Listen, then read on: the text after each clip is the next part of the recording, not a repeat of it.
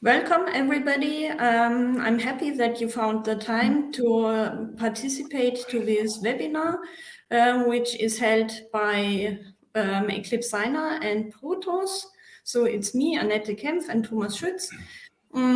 First of all, I would like to start a little bit with introduction to the topic in general, because on 21st of November, we had the first event on executable software architectures for embedded systems.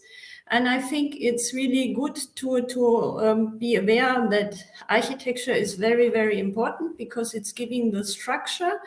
And this has a high impact also on testability. So with testing, you can be efficient. You can have many, many possibilities. We learn quite a lot now, but you will not be able to fix everything if architecture didn't work in a correct way.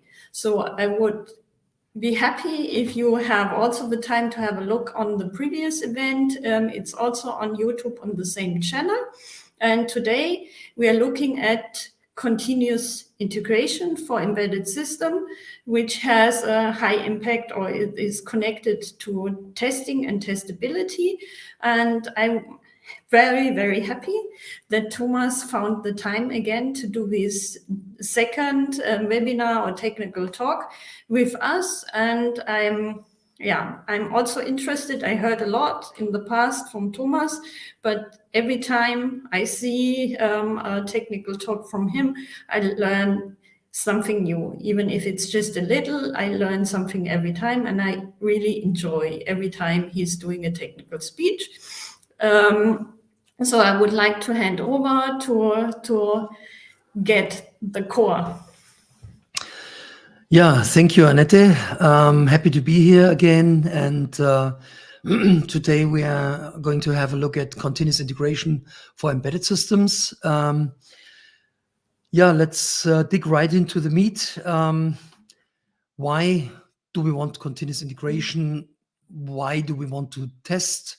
And why is this a problem? Late testing is one of the biggest problems we have, because the effort to retest a system is exponentially growing with the phase of your system while you're developing. So if you test during implementation, a little unit test or something like that, the effort is relatively low. You have very fast response time. If you do integration test or a system test, it's a lot more effort, and also the response time is a lot bigger. And after the release, if you have to call back your products or so, I guess I don't have to argue why that is a really bad thing. So what we want to do is to bring the system test and the integration test as near to the developer or the development process as possible. So we want very fast reaction times. We need to learn faster, earlier, and test earlier. Let's have a look at the development process. A typical application in embedded field of embedded systems is very often developed at the beginning on an evaluation board, because the real hardware, the electronic control unit, is not there yet. So developer starts on an evaluation board, develops the drivers, adapts the drivers, programs the hardware-related software components, such as motor controllers, battery controllers, bus systems, protocols based on bus systems, and so on. And on top, we have some software components, and all together is integrated into an application. And at a certain point in time, the application goes onto the ECU, and it's integrated with the ECU, and then we can start to run whatever application we have here. The usual points where in this development process where tests occur are the unit tests for the pure software components. That's a very good idea. It's easy to automate. It's easy to do. It's not a lot of effort, and so on. It can be done purely in software. You don't need hardware for that, and so on. So please do this. Continue doing that. And in the end at the end of the process, usually a system test is done. Sometimes the system test is also done as hardware in the loop system test, so as a simulated system test. But the problem with the system tests is they usually are done very late in the process. So at the end of the project, you need to test to verify your system. But that's too late for the developer that starts to develop his embedded system. So for the rest of the development process, for the early phases, usually there is no real test. Okay, you hook up a motor or battery and you give it a try, you try it out, but that's not repeatable, it's not automatable, and so on. So essentially the developer that does the software for the system or integrates the software with the microcontroller usually does not have a real test setup. And that's where we focus, where we put the focus with the Minihill. So that's the hardware-software integration test on an evaluation board, on a microcontroller, the complete software. The goal is always to test early, to test fast here. And most embedded projects are not really tested in these early phases. So what do I really want and need? What I want is, I want to test what is changed most frequently, and that's your software. So usually the hardware is changed every other month or maybe every couple of weeks or something like that. But the software is really changed every day. If you have a team working on your software, you have sometimes dozens or hundreds of changes per day, and you want to test this. You make sure that this works again. Then you want a test for every code change of every developer within minutes instead of weeks. So very often the system test can only be run every couple of weeks or a month. So you want to know within minutes whether your software works and not too late. You want a full regression test also for unrelated code. We all know if you change something in the upper left corner of your code, you might have effects in the lower right corner, even if you do not change anything there, because it's an embedded system. Of course, you have side effects, you have shared resources and so on. So you want to make sure that the rest of your system still works while you're working on a part of the system. Then it's a really good idea to have a full test automation. So for example, continuous integration to really enforce tests on every change. So this does not depend then on the single developer or on each developer. This can be completely automated, and by automation, I mean every commit should enforce the test. And in the end, you also want hardware in the loop test, an automated hardware in the loop test, because you want to test more than just software units. Because it's an embedded system, so of course you have signals, you have PWMs, you have bus systems, you have a motor controller, and that's all really closely related to hardware. And it's not really good to test in pure software, as a pure software unit. Yeah. Of course, you can simulate. Please do that if there's a possibility to do that. But in the end, you need some kind of hardware in the loop test. So that's the one point. The other point is, why do we want continuous integration? What is continuous integration and why do we want that? Let's have a look at the integration problem. So you have a team working on various aspects of your software, and you have the integrator. This can be a team, this can be a role, this can be a person, but somebody needs to integrate the software that's delivered by everybody else. So you have a couple of developers. The first developer makes a couple of changes, and the next developer also, and you have more developers, more and more changes come in. So, and now we have developer 4 with 500 changes, and now the integrator already sees he will run into a little problem. So more and more changes arrive, and in the end, the integrator is overwhelmed, and this situation is very well known as integration hell. That's a That's the term for exactly the situation. The point is, most of those changes, when will they arrive? They will not be committed or arrive or integrated all the time. No, they will come in 10 minutes before the release or 5 days after the release. Yeah? And imagine the combinatorial explosion of all those conflicts that might occur between all those changes of all those developers. So that's something we want to avoid. So what's the method? And how does continuous integration work? So imagine you have a couple of developers developing on your system. Everybody commits into the source code management system, for example, Git. Nowadays, usually every project works with a repository, can be Git, can be Subversion, can be anything.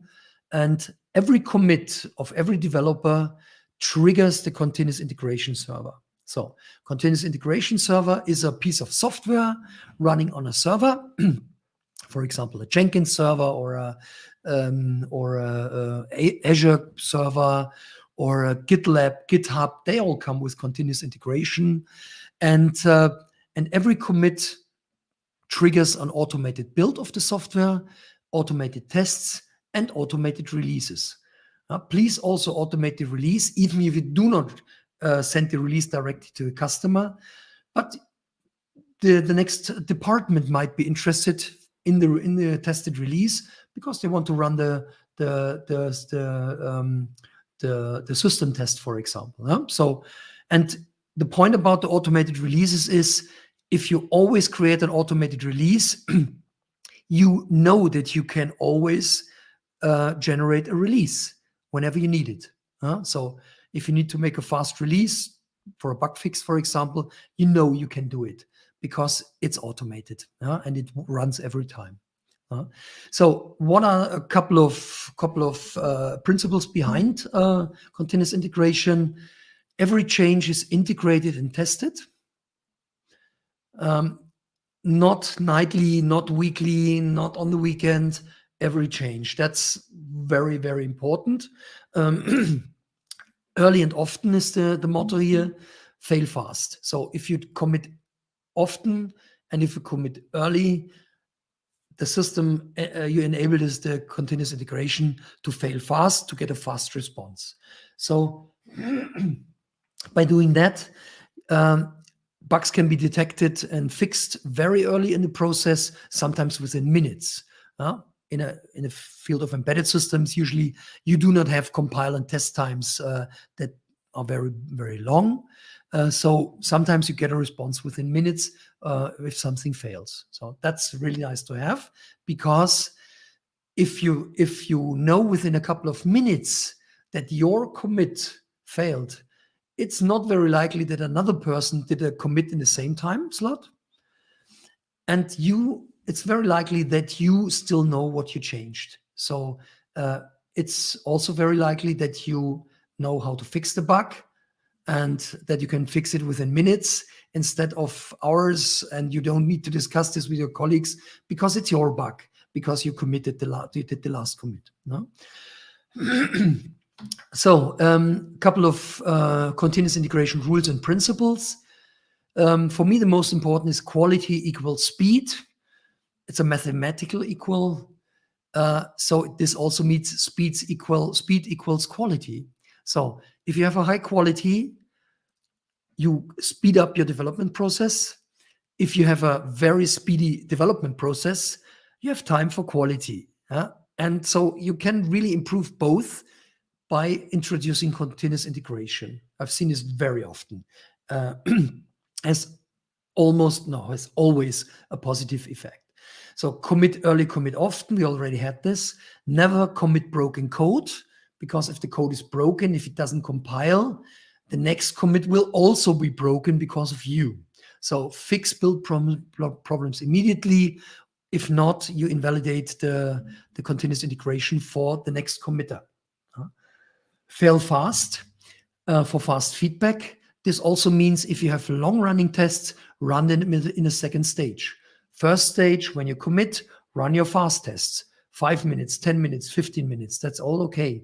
If you have tested running hours or a weekend or so, run them maybe every couple of hours or in the evening or in the weekend, but run your fast tests with every commit. That's very important, because then you still know what you've done and you can fix it immediately, and this will not cause a problem for the next committer. Then act on metrics. You can very good measure metrics on a continuous integration server. Things like how much memory do I need, code coverage, and so on. Those are all metrics that might be very helpful for you. It's up to you to decide which metrics are interesting. One word of warning here: a metric is almost never, or maybe never, a quality metric. So it's never a proof of quality, or in most cases not. For example, line of code coverage, it's very helpful, but it's not a metric for good quality of your code. I can write you a test that has 100% code coverage that does not find a single problem in your code. But it's very helpful in detecting loopholes in your tests, gaps in your tests. So, for example, you write a new line of code or a new function, and the line of code metric tells you, hey, there's something you have not tested yet. So please write a test case for that. That's really, really helpful. And there are a lot of more metrics. So many of them can be automated really good. Statical code analysis and so on can help you with that. So build for all targets. So if you have an embedded system that needs to run on different targets, different versions of CPUs or whatever, build for all the targets. Maybe you will not test automated for all the targets, but at least you should build for all the targets. That's cheap. It's basically a static code analysis if you run the compiler to detect whether the software would build for all the targets. And then release and deliver always. I guess I already argued about this before. So the problem is test automation is a precondition for continuous integration. You can also use continuous integration just to build your software, but to really use continuous integration, to really have the full benefit, you need automated tests. So it's a precondition from my perspective for continuous integration. So what's the problem with test automation in embedded systems? I give you an example. So why is it so hard to automate those tests for embedded systems? I give you an example from a customer project. It's a motor control system for an oil pump. The test temperature shutdown must be tested because it's a safety critical pump, and they needed to test from their requirements perspective the temperature shutdown for 300 relevant system states.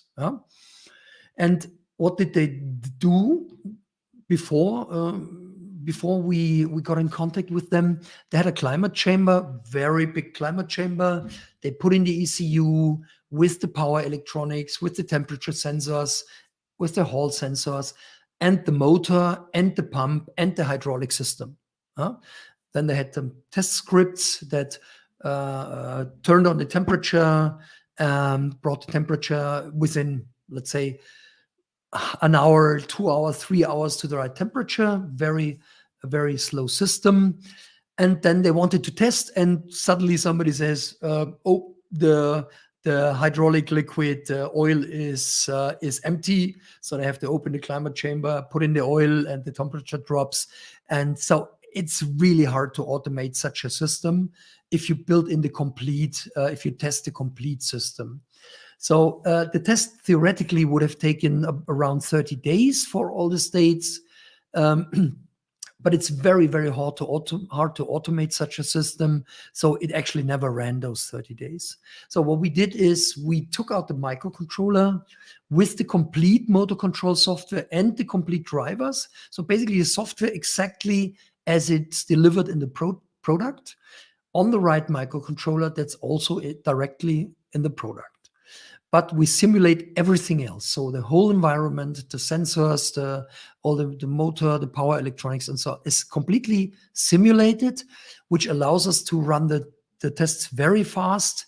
Since the system is relatively slow, it took 50 minutes to test completely combinatorial tests for all the states. And it's really easy to automate. And since the environment is completely simulated, you basically can inject errors as you wish. You can bring the system in all the states you want to have them. So that's and that's not even the most drastic example we have, but I think it's good to imagine, because everybody knows what a climate chamber in test is, or at least you can imagine what it is. Okay, so what are the typical response times for the test levels? We said we want to be fast. So a component test, typical unit test, for example, software unit test is fast. Please do that. Good idea. Easy to automate. You can run it on every continuous integration server. Response time within minutes, 5 minutes, 60 minutes, doesn't really matter. Integration test usually is not done. Maybe a software integration test with a unit test framework, also good idea, but a hardware software integration test is usually not done. System test usually is run between 2 and 12 weeks, not because it runs 2 or 12 weeks, but because it's so extremely expensive, a lot of manual steps, maybe the test equipment is not free because it's so expensive, and so on and so on. The acceptance tests, since they are usually on system test level, cannot be run faster than the system tests usually. So what we do is we say we want a fast response time. So we do a hardware software integration test. It can basically run like a unit test within minutes. And for that, we have this mini hill board here. You see that's an Oryx system, automotive control system, and the mini hill board with the simulation environment and the test environment. I'll explain later what this does. So we get a fast turnaround by completely automated tests, and speed is the message. So you need to be fast. We want to be fast. This speeds up the whole development process and speeds up also the quality process. How does this work? The blue one here is the mini hill, and here you have the system under test. The system under test essentially is the microcontroller with your complete software stack, drivers, software, and so on. And what we do is we test. That's the smallest possible hardware in the loop test. We test the microcontroller at the pins of the microcontroller. So those pins are connected with those two pin adapters here. Then we have those cables, those wire jumpers. We connect them with the test system, and those pins here are connected with our mini hill processor. It's an embedded processor, very fast, very deterministic. So here we have a lot of I/O that can be used to communicate with your system under test. So the usual I/Os are digital, analog I/Os, SPI, I2C, so all the low-level bus system, CAN, LIN, PWM, UART, and so on and so on. You know all those I/Os. So that's the typical I/Os we have. And then if you have a connection with your system under test, then the next step is we need a software for our test system. So this software needs to do two things. First of all, we need an environment simulation for the environment. So for a motor, for a battery, for the bus systems, and so on. Because if we do not attach a motor to our motor control system, for example, it will fail. It won't start up. So I don't even get into the state where I actually can test something. And I need the motor for certain test cases. For example, I want the temperature shutdown test, as mentioned before. In order to that, the motor has to run in order to be able to shut down. So you need to simulate the environment. to a point where the system actually works. So, and then if you have that, you can basically do what you want with the system, bring it into any state you want it to be, and then you can set up some test cases on top of that. You can stimulate the system under test, and you can monitor the simulation and so on, and run test cases, automated test cases. You can do all the failure injections you need to do. You can destroy sensors. A sensor is only a piece of software. Because it's simulated, so it's really easy to do failure injection here. So let's go a step further. Now we said what we need from the software, and now we need to develop the software. For that, we have, for the test system, we have a development environment, a model-based development environment with structure and behavior for the environment simulation and for the test cases. Environment simulations you can, for example, do with a state machine. It's integrated. You can generate the code directly from the state machine. The test cases, we have also language for the test cases. You can also generate the code directly from that. If you have your own motor control system, for example, with Simulink, it's very likely that you have your plant simulation for a motor also. With Simulink, in that case, we can integrate the generated Simulink code, C code, in our test system, and you can run it with our test system. Then we generate the code as C code, compile it, flash it directly to the microcontroller here on the test system. Why do we do that? Because we want a hard real-time system. If you want to run a motor simulation, you need frequencies between 10 and 30 kilohertz, and this cannot run on a Windows or in a Linux PC. So we want a real embedded system here. We can go down with the reaction to 10 microseconds, for example, to really run hard real-time tests and simulations. Then we run the simulation, and we convert the logs into high-level and low-level diagrams, for example, a feature or requirement coverage, or a deep sequence diagram that tells us exactly which sequence at which point in time with which I/O failed, so that we can really get very fast to the point where we know what happened in our tests, in our system under test. And then we iterate, and it takes a couple of minutes to iterate, and then you have the new iteration up and running. Either you change the test case or you change your system under test. Very likely that you change more often your system under test, but once in a while you will also develop new test cases. So it's the same process. It doesn't matter what you change. It's always tested. Example here, example setup for a typical desktop setup. You have your laptop or a desktop. You hook up the Mini-Hill, and and you can directly run the tests or trigger the tests from your desktop. That's typically set up for one project, but we're talking about continuous integration now. So if you have more than one project, or if you have more than one developer, it's not a bad idea to use continuous integration. In that case, you have a couple of developers. They all commit to the source code repository, and the continuous integration server builds, tests, and delivers the software.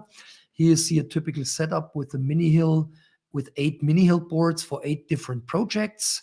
And in a big 19-inch rack, you can put in, I don't know, 20, 30 projects.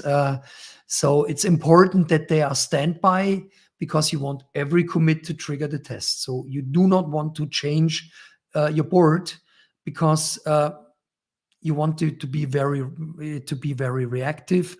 If you always change the hardware and the loop test stand, you cannot really hook it up to continuous integration. It needs to be standby to be able to react very fast. Okay, so with this setup, every code change of every developer for every project is is tested within minutes.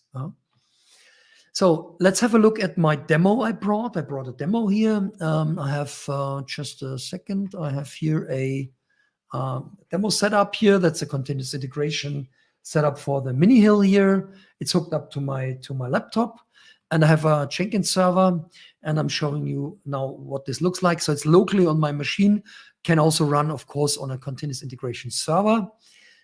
So for stability and for speed, I have to let it run on my machine here. So we have the development environment for the mini hill system. We develop simulation and test models. Then we generate the code. We commit the models to the Git source code management system, or you commit your changes of your system under test to the source code management system. Then the Jenkins continuous integration server here locally on my machine is triggered, and it starts to build, flash, and run the tests. I see, spelled this wrong here, and then the results are logged over UART directly on my laptop here, or on the continuous integration server. The reports are transformed, and then I can see the results. The setup for the system under test is a STM32 microcontroller with a motor control system for a BLDC motor. It generates 3 PWMs. Then the test system is measuring those 3 PWMs, generates Hall signals, and so the motor controller can run. Then we have a temperature sensor. We simulate this with an analog output with a DAC, and on the other end we have an ADC that measures the temperature, and we have a UART control channel to set up the speed control or something like that. On electrical level, that's what it looks like. That's a test case. For example, here we trigger the speed change. The temperature is this curve. That's the analog value for the speed. Just for debugging purposes, we put it on an analog output. And with the Celea logic analyzer, we measured this. And that's really the test case we can run on the system. So here for speed change, we see here the speed changes really in the simulation and in the motor control system. Then we have a stop temperature, so the motor shuts down. You can see the effect here in the real control system. So the PWM stops. That's something we want to see. If there's a problem, I want the PWM to stop. Then we test the speed limit for the temperature warning. So that means we have a limp home functionality. We want to test. It just gets slower. And in the end, we want to see the recovery. When it's stopped, we want to see that it starts again when the temperature is in the regular range again. So those are typical test cases we can run on such a system. So it's always an integration test between different functionalities on your embedded system. So let's have a little look at the development environment. I'm going to run a continuous integration demo now. The development environment is model-based.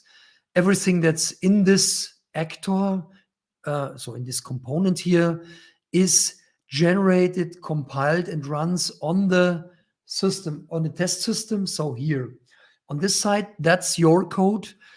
So that's in this case a manual C code with a little example project, but it's a real motor control project, and I'm developing this test system now. So I'm going inside this demo.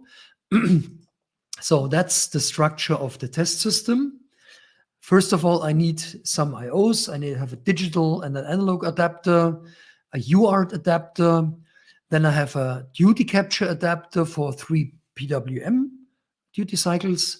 And I have a Hall generator that generates the Hall signals to simulate the motor. So now I have the IOs. Now I need, next step is the simulation level or layer. I have a motor temperature simulation that's basically only it changes a a value, for example, for 10 degrees centigrade into an analog value, and the analog value is at the analog output 3. This would be something, one of those cables here is the analog output. So it directly corresponds with the IOs on the mini-hill board. And then I need a motor simulation to really simulate the motor behavior. Here I measure the PWMs.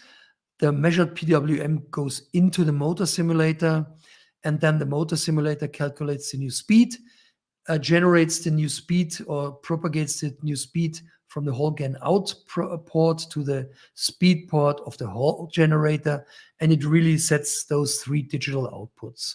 So now for the simulation, we need behavior. Now that's only structure. Now for the simulation, I need behavior. I told you before, we can model state machines. We can also integrate Simulink components. We can also integrate manual code or test cases. In this case, the simulation is a state machine. So if the PWM comes in with a new duty cycle measurement, I remember the actual duty as a member variable of this component here. Then we calculate the current speed, the actual speed of the motor. So if I speed up the PWM, the motor goes slowly up the speed, and then we propagate the speed. We set the speed for the Hall generator.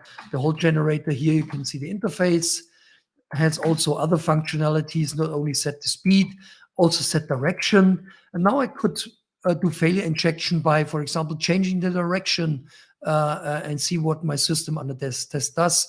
Or I could change the speed to a wrong value and see what the system under test does with a wrong response from the motor. Or I could deactivate one phase of a signal or something like that. Whatever you want to test, it's just a simulation, so you can really break your system by changing the simulation. Okay, now we have the motor simulation, and last but not least, we need to interact with the system under test directly over the UART to send, for example, a new speed. But we also want to interact with the simulation over this motor temperature port, or over this motor port, we can interact with the simulation of the motor to break the system, for example, or to monitor the current speed. So now I need to model the test case. In order to do that, I open the behavior. In this case, I do not have a state machine, but a test case. So that's everything is deeply integrated. So again, here I can interact directly with the motor control system or with the motor simulation, change the speed, and so on and so on. In order to do that, I need a step. That's the smallest building block for a test case, is a step. A step always consists of actions and reactions. For example, in this case, I can activate the UART control, or I can change the direction, or whatever I want to do. And here in the reaction blocks, I get a response from my system under test or from my simulation to verify whether it worked or not. So those steps are atomic building blocks. Keep them small to be able to reuse them. And then one step above, I have sequences. And here in the sequences, you can combine other sequences or steps to run bigger test cases. Here you always see a graphical specification here. When I change the sequence, you always get a change in the diagram here. So it's always generated on the fly, because we as people, as human beings, understand better what happens in the system if we see this than if we see this. So, and also for the logging on the target also happens in the same format. In the end, on top, you have a test suite. And in this test suite, you can see what's the complete system here to be tested. Okay, so now I described how to develop the test cases and the environment simulation. Now I jump into the system under test. So now I'm going to modify this system. Now I'm in the role of a software developer, and I want a very fast test to trigger. So I go into my motor control system. It's in the same development environment because it's also an STM32 processor. So I'm going to modify my code here. I'm going to change the duty cycle constantly to 20%, which should trigger some kind of error response because I have a constant speed now in my system. And here you see in the Git repository, I already see the change here. I commit the change to the local Git repository, can also be on the server, of course. And this will trigger my continuous integration server. That's the local installation for a Jenkins server. And I'm in the motor control system. It monitors the Git repository. And now I'm going to commit this bug. I commit this, and instantly the continuous integration server starts.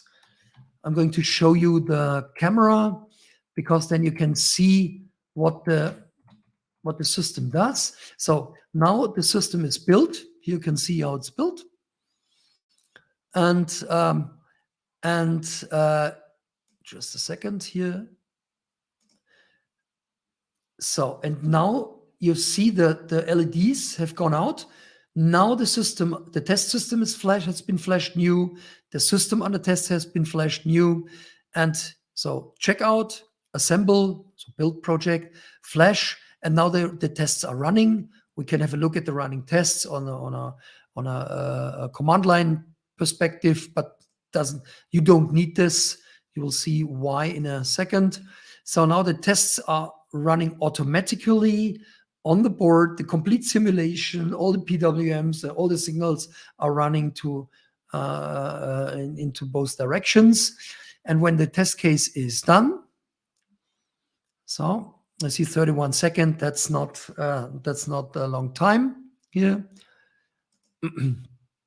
So now should be done in a couple of seconds. Now, taking a bit longer here.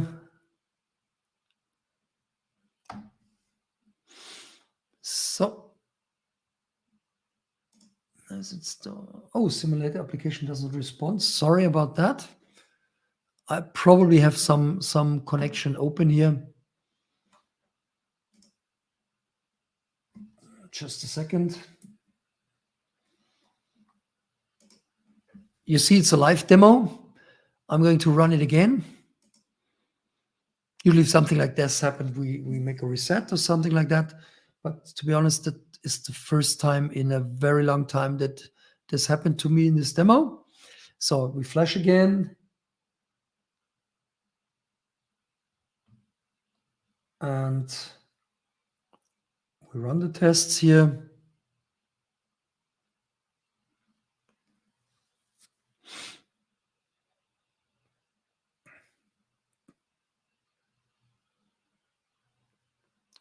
So let's have a look at now the test case are running here. I can see how they're running. Yeah, okay, so it executed. So sorry, my bad. I guess I connected something to the USB port that shouldn't have been there. Okay, now the tests are yellow. That means a test case actually failed. Now we can have a look at which test cases failed. So last test result, those 3 test cases failed. And now I want to know what exactly happened. So I go into the logging, and that's the same format as the specification we've seen before, but that's the actual logging we had from the target. And here we see the test cases that failed, the step that failed. Now I click on the expected failed, and we get exactly to the point in the development environment where the test case failed. And now it's up to you to find the problem in your system. So in this case, the actual speed was wrong. That's exactly what I expected if I changed the PWM value. Okay, so that's it so far with the live demonstration. Thanks for your attention. If you have any questions, please contact Annette or myself. And yeah, thanks, Annette, for the opportunity to speak here. And back to you. We have questions which you might not have seen during the presentation. This is why we postponed the questions to the end, and I think they are very good questions. Okay, so great. Thomas, you're not finished, you're not done yet. No problem. First one, you should see it now. Do you have dedicated pins for availability of configurable fault injection for certain functions? And what is the effort of mini-hill model development? It's two questions. So I'm going to stop the, I stopped the presentation. So, okay,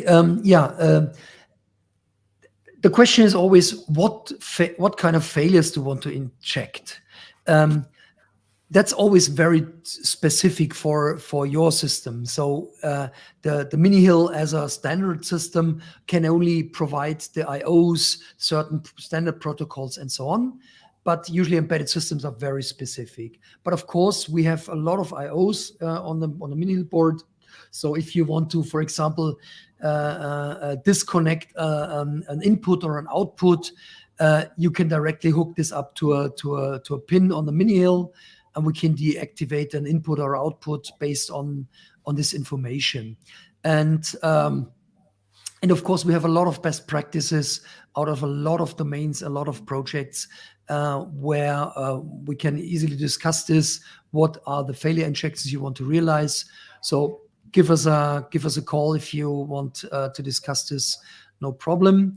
And so the effort of the mini-hill development, that's a second question. It's still a hardware-in-the-loop system, so it would be a lie to say it's completely simple. So it's not a unit test. You cannot install it, read a tutorial 10 minutes and start with the first test. You still need to adapt it to know the IOs, and hardware-in-the-loop is always specific for the system. Digital analog IOs they're out of the box, many other things also, but the SPI is very specific for your application. So this needs to be set up, but it's not so hard to do. And at the beginning, of course, we help with the setup of the system. We train you. We make usually a pilot project together with you. But the test language is easy to learn. So usually that's where most customer projects start with test, with really development of the test cases, and then we train you and we make a pilot project together. Okay. And the next question is it possible to connect the mini-hill board via LAN in case the Jenkins service is running on a server somewhere in AWS? Yeah, so if your server runs in the cloud, this is possible for a lot of different technologies, of course. There are different ways to do that. Usually if it's in the cloud, you do not have a LAN access to your local network. What we usually do is you have the complete building process, transformations, logging, and the whole stuff on your cloud server. And with all the technologies that are available, like a Jenkins server, like you mean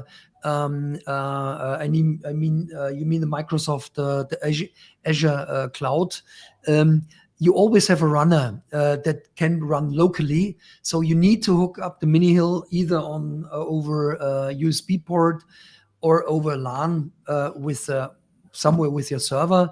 Usually this runs locally on a GitLab runner or a GitHub runner or an AWS runner or something like that. So yes, you can run almost your complete process in the cloud, aggregate everything, but somehow you need to gap the last meter. But that's a normal setup.